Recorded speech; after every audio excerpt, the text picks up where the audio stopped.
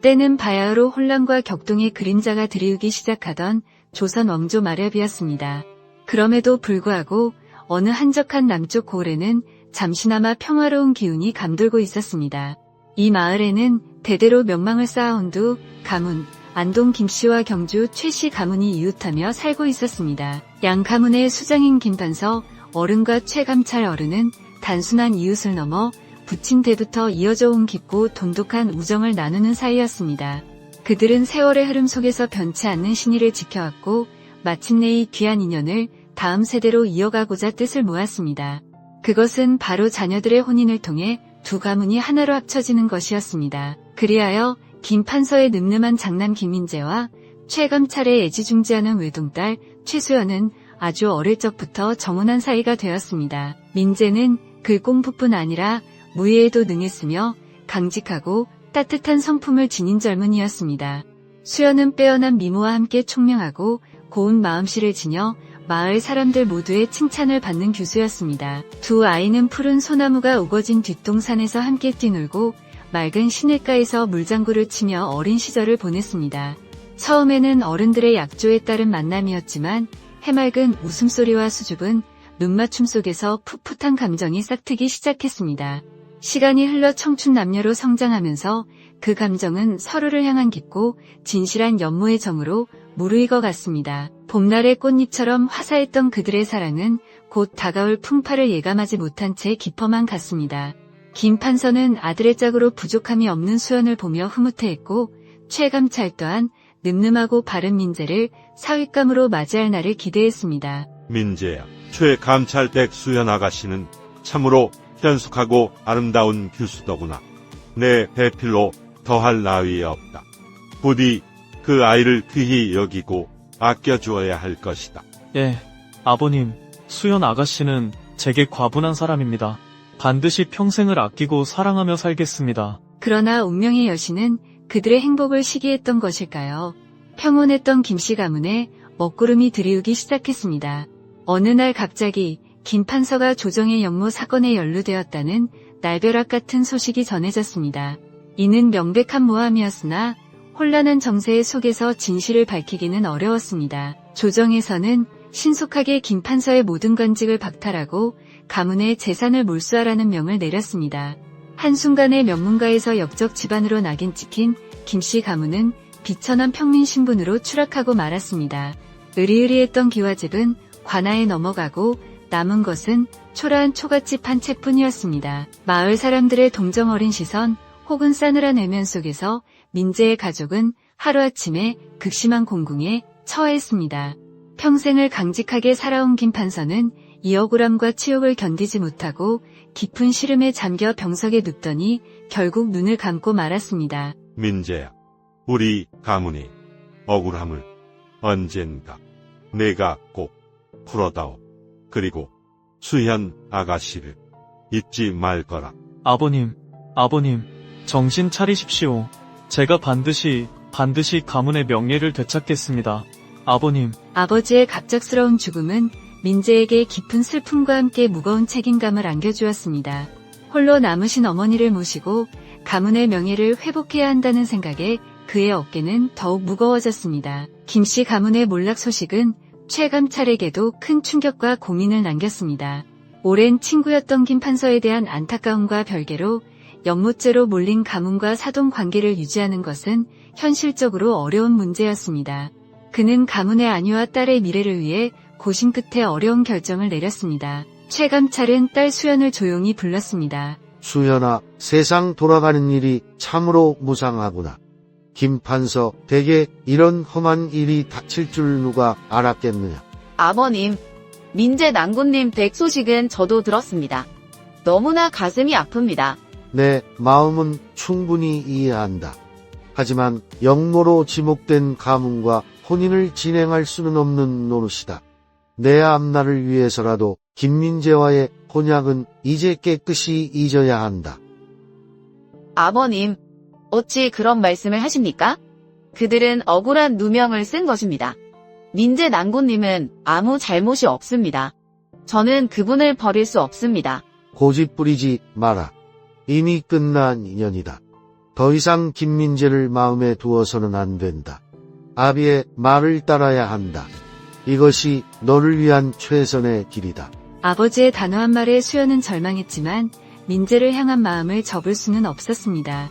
그녀는 아버지 몰래 허름한 초가집으로 변해버린 민재의 집을 찾아갔습니다. 남루한 옷차림에 수심 가득한 얼굴로 마당을 서성이던 민재는 수연의 등장에 깜짝 놀라면서도 차마 반가움을 드러낼 수 없었습니다. 아가씨, 여긴 어쩐 일이십니까?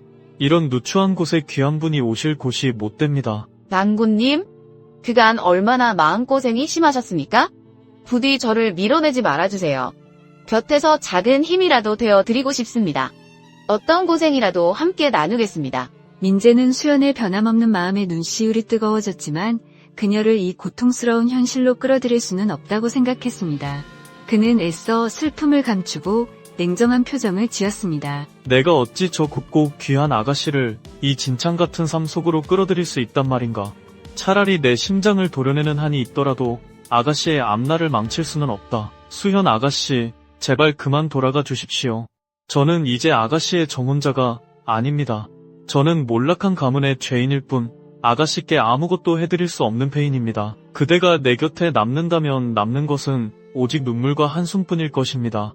저는 그대가 힘들어하는 모습을 참아볼 자신이 없습니다. 미안하지만 저의 이기심으로 그대의 귀한 인생을 망칠 수는 없습니다. 부디 저를 잊고 좋은 분을 만나 행복하게 살아가십시오. 이것이 저의 마지막 부탁입니다. 낭군님? 어찌 그리 모진 말씀을 하십니까? 저는 낭군님 없이는 어서 돌아가십시오. 다시는 찾아오지 마십시오. 민재는 매몰차게 돌아섰고 수연은 억장이 무너지는 슬픔 속에서 눈물을 흘리며 발길을 돌려야 했습니다. 하지만 그녀는 민재를 포기하지 않았고 남몰래 그를 도울 방법을 찾기 시작했습니다. 한편 민재의 오랜 친구였지만 남몰래 수연을 연모하고 있었던 박진우는 김씨 가문의 몰락과 민재의 거절을 기회로 여겼습니다. 그는 부유한 상인의 아들로 야심이 크고 원하는 것은 수단과 방법을 가리지 않고 얻으려는 성품을 지니고 있었습니다. 진우는 최감차를 찾아가 정중하게 하지만 확신에 찬 너조로 수연과의 혼인을 청했습니다. 감찰어른, 외람되오나 따님을 제게 허락하여 주십시오. 오래전부터 수연 아가씨를 마음에 품어왔습니다. 비록 김민재와는 안타깝게 되었지만 이제 제가 아가씨의 곁을 평생 지켜드리며 행복하게 해드리고 싶습니다. 자네의 마음은 알겠네. 자네라면 내 딸을 고생시키지는 않겠지. 좋네. 자네의 청을 받아들이겠네. 수연이도 곧 자네의 진심을 알아줄 걸세. 최감찰은 딸의 슬픔을 모르는 바 아니었지만 현실적인 안정을 생각하여 진우의 청혼을 받아들였습니다. 수연은 아버지의 결정에 반항할 수 없었지만 진우와의 혼인을 받아들일 수는 없었습니다. 혼례의 날짜가 정해지기 전날 밤, 수연은 마지막으로 민재를 만나기 위해 몰래 집을 빠져나왔습니다. 그녀는 자신이 가지고 있던 비단옷 몇 벌과 어머니에게 물려받은 작은 폐물들을 모두 챙겼습니다. 달빛 아래 초가집 앞에서 기다리고 있던 민재는 수연의 모습에 다시 한번 가슴이 미어졌습니다. 낭군님, 시간이 없습니다. 이것은 제가 가진 전부입니다. 비록 보잘것없지만 부디 이것으로 어머님을 봉양하고 작은 기술이라도 배워 재기할 발판을 마련하십시오. 그리고 약속해 주십시오. 언젠가 꼭 성공하셔서 저를 다시 찾아오시겠다고 말입니다. 저는 어디에 있든 낭군님을 기다릴 것입니다. 이것이 제 마지막 소원입니다. 아가씨, 어찌 이런 이 귀한 것을 제가 어찌 받을 수 있겠습니까? 아가씨의 마음만으로도 저는 충분합니다. 아닙니다. 낭군님 제발 받아주세요. 이것은 낭군님을 위한 것이 아니라 저 자신을 위한 것입니다. 낭군님께서 다시 일어서시는 모습을 보아야 저도 살아갈 희망을 가질 수 있습니다. 제발 제 간청을 들어주세요. 수연의 간절한 눈빛과 애절한 목소리 앞에서 민재는 더 이상 거절할 수 없었습니다. 그는 떨리는 손으로 수연이 내민 꾸러미를 받았습니다. 뜨거운 눈물이 그의 뺨을 타고 흘러내렸습니다. 아가씨의 이 하늘 같은 은혜와 깊은 정을 어찌 말로 다 표현할 수 있겠습니까? 제 목숨을 걸고 약속합니다. 반드시 성공하여 아가씨 앞에 떳떳한 모습으로 다시 서겠습니다. 그때까지 부디 몸 건강히 지내십시오. 짧은 만남을 뒤로하고 수연은 눈물을 삼키며 돌아섰습니다. 다음날 새벽 그녀는 혼례를 피해 정등집을 떠나 홀로 한양으로 향하는 험난한 길에 올랐습니다. 수연이 떠난 후 민재는 깊은 슬픔에 잠길 틈도 없이 현실을 마주해야 했습니다. 그는 수연의 희생과 기대를 저버릴 수 없다는 생각에 이를 악물었습니다. 무엇을 해야 할까 고민하던 그는 문득 어린 시절 흙을 만지며 놀았던 기억과 아버지 서재에서 보았던 아름다운 도자기들을 떠올렸습니다. 그는 흙으로 새로운 삶을 빚어내기로 결심했습니다. 민재는 수소문 끝에 인근에서 가장 실력이 뛰어나지만 성격이 괴팍하기로 소문난 도예가 오사부를 찾아갔습니다. 그는 무릎을 꿇고 간청했습니다. 사부님, 비록 제가 미천한 신분이나 도자기를 배우고 싶은 열망이 간절합니다. 부디 저를 제자로 거두어 주십시오. 어떤 힘든 일이라도 마다하지 않겠습니다. 어디서 굴러먹던 놈인지는 모르겠다만 내 눈빛에는 도끼가 서려 있구나. 좋다. 한번 기회를 주지. 하지만 내 밑에서 겉멋만 부릴 생각이라면 당장 때려치워라. 도자기 굽는 일이 그리 만만한 줄 아느냐. 그렇게 민재의 고된 도공수련 생활이 시작되었습니다. 흙을 나르고 반죽하고 물레를 돌리고 밤새 가마 불을 지키는 일은 양반 자재로 곱게 자란 그에게는 상상 이상의 고역이었습니다. 그의 섬섬옥수 같던 손은 금세 거칠어지고 물집이 잡히고 터지기를 반복하며 굳은 살이 박였습니다. 오사부는 혹독한 스승이었습니다. 작은 실수에도 불호령이 떨어졌고 만족스러운 결과가 나올 때까지 몇 번이고 다시 만들게 했습니다. 이놈, 정신 안 차릴 테냐. 흙의 성질도 모르고 물레질이냐. 힘 조절이 엉망이지 않느냐. 저리 비켜. 죄송합니다. 사부님, 다시 해보겠습니다. 쯧쯧, 아직 멀었다. 형태는 그럴싸하나 혼이 담겨있지 않아. 도자기는 흙과 불과 도공의 혼이 삼위일체가 되어야 비로소 생명을 얻는 법이다. 민재는 좌절하지 않았습니다. 아버지의 유언과 수연의 얼굴을 떠올리며 밤낮 없이 연습에 매달렸습니다. 그는 흙의 미세한 차이를 느끼려 했었고 불의 온도를 읽는 법을 배웠으며 물레 위에서 흙과 하나가 되려고 노력했습니다. 오사부는 그런 민재의 끈기와 열정 그리고 그 안에 숨겨진 비범한 재능을 점차 인정하기 시작했습니다. 때로는 격려의 말도 건넸습니다. 이제 제법 물레질이 부드러워졌구나. 내 놈 손끝에 신기가 있긴 한 모양이다. 하지만 자만하지 마라. 도예의 길은 끝이 없는 법이다. 예, 사부님, 가르침 깊이 새기겠습니다. 한편 머나먼 길을 걸어 한양에 도착한 수연은 미리 연락해둔 먼 친척이 운영하는 나루터 근처의 작은 객주에 몸을 의탁했습니다. 그녀는 자신의 신분을 숨긴 채 객주의 허드레리를 도우며 생계를 이어갔습니다. 고된 노동과 외로움 속에서도 그녀는 희망을 잃지 않았습니다. 매일 저녁이면 나루터에 나가 혹시 민재가 배를 타고 오지 않을까 먼 곳을 바라보곤 했습니다. 그녀는 민재와의 약속을 굳게 믿으며 하루하루를 버텼습니다. 시간이 흘러 수연은 객주의 작은 방에서 옥동자를 출산했습니다. 민재를 꼭 닮은 아들 동현이었습니다. 아이는 그녀의 유일한 위안이자 삶의 희망이었습니다. 그녀는 동현을 품에 안고 민재가 좋아했던 노래를 자장가 삼아 불러주며 그리움을 달랬습니다. 수연이 자취를 감추자 박진우는 분노했습니다. 그는 자신의 소나귀에서 벗어난 수연을 용납할 수 없었습니다. 그는 끈질기게 사람을 풀어 수연의 행방을 추적했고 마침내 한양 나루터 객주에서 아들과 함께 있는 그녀를 찾아냈습니다.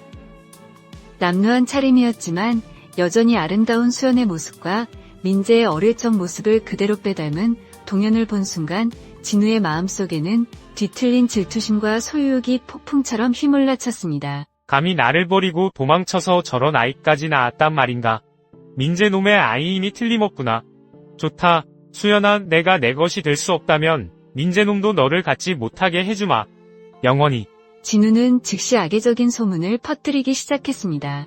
수연이 먼 시골에 부유한 상인에게 시집가서 아이까지 낳고 잘 살고 있다는 거짓말이었습니다.